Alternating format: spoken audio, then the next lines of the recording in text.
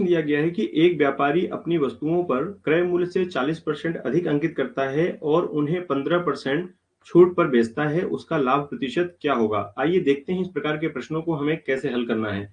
सबसे पहले यदि हम बात करें तो एक होता है सीपी, सीपी यानी कॉस्ट प्राइस, यानी जितनी कॉस्ट लगी है तो कॉस्ट प्राइस अपने आप में कितना होगा 100%। अब वो क्या करता है, उस पर 40% अधिक अंकित करता है, यानी उसको कहेंगे एमआरपी। एमआरपी कितनी अंकित की उसने? उसने अंकित की 40% अधिक, यानी हो जाएगी कितनी 140। फिर वो 15% का उस पर डिस्काउंट दे रहा है, यानी 140 पर एमआरपी पर वो क्या कह रहा है कि भैया 15% का डिस्काउंट है। तो 140 का 15% होता कितना है? तो 140 का 15% होता है 140 इंटू 15 बटे में 100।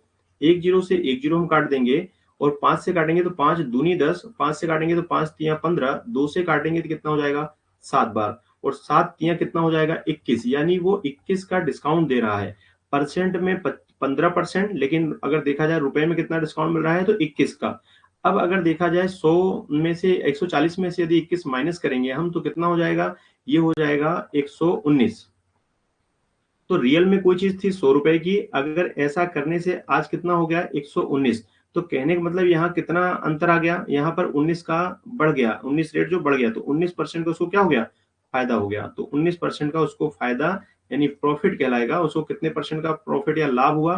तो उसको लाभ जो होगा वो हुआ 19% का, यानी ऑप्शन जो सी वाला है वो यहाँ पर सही होगा।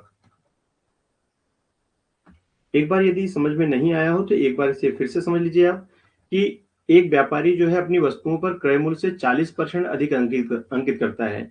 तो कोई भी चीज अपने आप में 100% होती है, अगर 40% अधिक अंकित करेंगे तो वो एमआरपी कहलाएगी, यानी 140 हो गई। अब उस पर 15% का डिस्काउंट है, अगर 140 पर हम 15% का डिस्काउंट देंगे यानी 21 रुपए कम होगा, तो 21 कम होगा तो वो कितनी जाएगी 119 रुपए की। तो कहने का मतलब ये है कि कॉस्ट हमारी लगी थी 100, और ऐसा करने से यानी पहले रेट एमआरपी बढ़ाने से फिर उसके बाद डिस्काउंट देने के बाद भी हमें वो 119 रुपए की बेच रहे हैं मुझे।